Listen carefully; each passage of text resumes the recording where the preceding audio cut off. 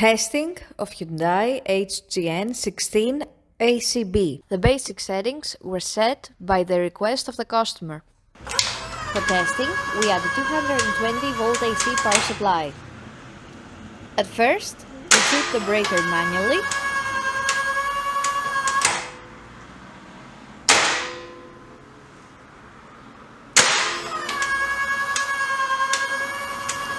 Then, we trip the breaker with the help of the DVT.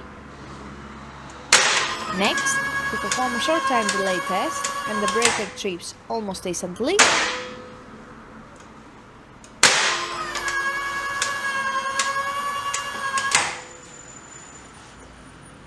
And finally, we perform a long time delay test, and after about 40 seconds, the breaker trips.